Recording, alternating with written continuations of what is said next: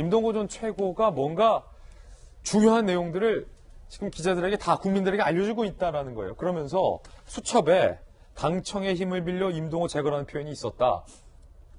문제의 소지가 있을 듯. 이런 얘기도 했어요. 네. 이제 인터뷰를 하는 걸 보면서 느끼는 게 뭘까? 예. 되게 진정성이 느껴지는 것 같아요. 지금까지 봤던 어떤 정치인들이 앞에 서서 얘기했던 이미지랑은 정말 다른 것 같습니다. 뭔가 술술술술 얘기하는데 그 진실처럼 느껴지지 않으셨어요? 이게 왜 그럴까라는 생각을 좀 해보면 사람들은 뭔가를 얻을 때보다 잃을 때 심리적으로 더 불안함을 느낍니다. 지금 뭐 술자리 얘기하고 뭐 이런 얘기를 했지만 2017년도와 18년도는 정말 이 정권에 엄청난 그 파워가 있었던 시기잖아요. 아까 의원님 말씀하셨던 것처럼 그때 이 임종석, 김경수 이런 사람들과 함께 술자리를 할 수 있었다라는 것은 그땐 얻을 게 많았던 사람이라는 얘기입니다. 그리고 저는 말씀을 드리면서 진짜 의외로 정치인들이 순진한가? 라는 생각까지 했었어요. 왜냐하면 우리 옛날 얘기긴 합니다만 비즈니스 하는 사람들이 술자리 가는 게 그냥 술자리가 아니거든요. 비즈니스입니다. 그래서 이제 여자들이 진급을 잘 못하는 이유가 3차까지 같이 못 가서다라는 얘기까지도 있습니다. 옛날에 업계에서? 옛날 업계에서. 왜냐하면 아주 진지하고 진짜 비즈니스 속내를 그때 얘기할 수 있기 때문이라고 하는데 이들이 저렇게까지 얘기했으면 그런 거 아닐까라고 저는 비즈니스적으로 생각을 했었는데 정치인은 아닌가라는 생각이 들었어요. 진짜 아닐까요? 전 아니라고 생각합니다. 그 안에서 분명 진지한 얘기했고 그걸 청와대에 들고 왔겠죠. 그러면서 아주 치밀하게 계획을 세워 나갔을 거라고 생각합니다. 왜냐하면 듣고 몇 달 안에 뭔가 해결할 수 있는 건 아무것도 없어요.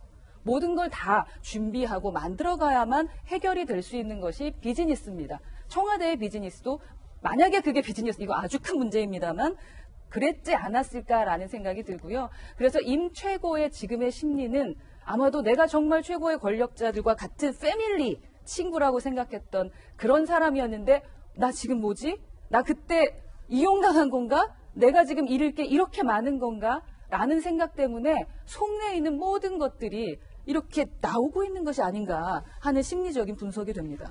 이게 지금 청와대가 계속해서 며칠째 입장을 안 밝히고 있기 때문에 청와대 해명을 좀 들려드리고 싶지만 청와대가 입장을 밝히지 않고 있어서 해명을 들려드릴 수가 없습니다.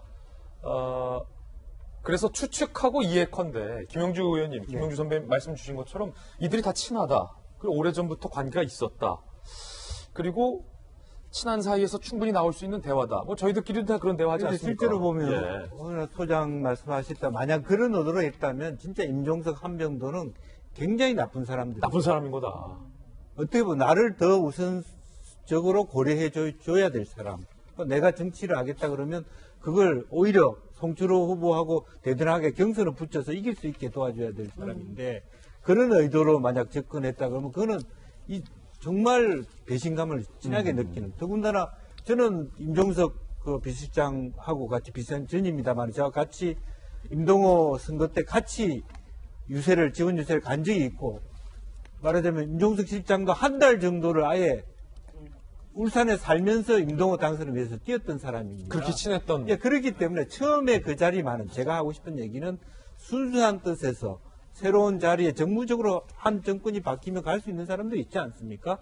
상해 총영사라든지 오사카 총영사라든지 그런 차원이었는데 그때 나온 대화 속에서의 정보가 그쵸. 다시 그 이후에 이어갔다는 것은 그건 구분해야 된다는 그건 구분해야 된다. 그 얘기고 그 뒤에 만약에 실제적으로 송철호의 대통령이든 누구든 로비가 적혀 들어가서 맞아 떨어져서 당과 협의해서 실제 그 다음에는 만약에 진짜 정무수석이나 민정수석이 그런 이야기 했다면 그건 다른 차원의 문제라는 거죠. 바로 그 부분인데 김관선 변호사님. 자, 결국은 업무 수첩대로 다 됐다는 거예요.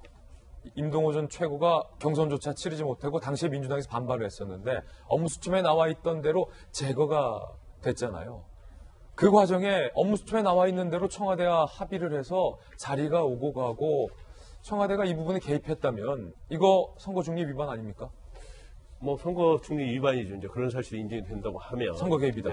그래서 이제 업무 일지가 갑자기 또 굉장히 스모킹 건으로 떠오르고 있잖아요. 그리고 업무 일지에는 주로 VIP랄지 이제 BH와 관련된 부분, 그리고 중요한 것은 이제 임동호 제거라는 표현이 이 메모에 들어가 있다는 건데 이제 이 부분은 왜 하명수사 의혹과 굉장히 중요한 측면이 있냐면 이제 하명수사 의혹 자체는 결과적으로 보면 김기현 자유한국당의 전 시장하고 그다음에 송철호 후보 사이에서 본선에 붙었을 때 결과적으로 이길 수 있는 방법을 모색한 것이 바로 하명수사가 아니냐 이런 의심을 검찰이 갖고 있는 거 아니겠어요? 그러면 그 전에 하명수사 있기 전에 그러면 어떤 식으로 해서 당과 청와대가 송철호 시장을 후보로 단독 공천할 거냐 이 부분에 있어서도 당과 아니면 청와대가 면밀하게 협의를 한 게 아니냐 이제 그런 의심을 할 수 있는 거죠. 근데 만약에 그 압수수색을 하고 수사를 하기 전에 청와대가 당에서 그 송철호 시장을 단독 후보로 하기 위해서 저 메모에 적힌 대로 또 아니면 임동원 전 최고위원이 말한 것처럼 그런 시나리오에서 움직였다고 한다면 이거 하명수사 의혹이 더 짙어지는 거고 범죄 사실로 확정될 가능성이 큰 거예요. 그래서 우리가 이제 보통 정치 생물이라고 하잖아요. 수사도 생물입니다. 검찰이 처음에 수사할 때 송철호 송병기 전 부시장의 메모가 있을 거라고 생각 못 했잖아요. 또 임동호 전 최고위원이 저런 말 할 거라고 생각을 못 했어요. 그런데 이런 말이 계속 나오다 보니까 단순히 좁혀진 하명수사 의혹을 더욱더 의심을 짓게 하는 그런 게 수사 범위가 굉장히 넓어지고 있기 때문에 결국은 하명수사 의혹이었는데 결과적으로 보면 청와대나 당에서 선거개입을 한 게 아니냐 그 부분을 또 흘러가는 그러니까 더욱더 좀 판이 커지는 그런 방향으로 가고 있지 않나 싶습니다. 예. 자, 지금 검찰 수사 중이고 또 청와대 당사자의 한 명이 청와대의 입장을 내놓지 않고 있는 상황이기 때문에 이렇다 저렇다 아직까지는 단정할 수 없다라는 것 높아심을 말씀드립니다.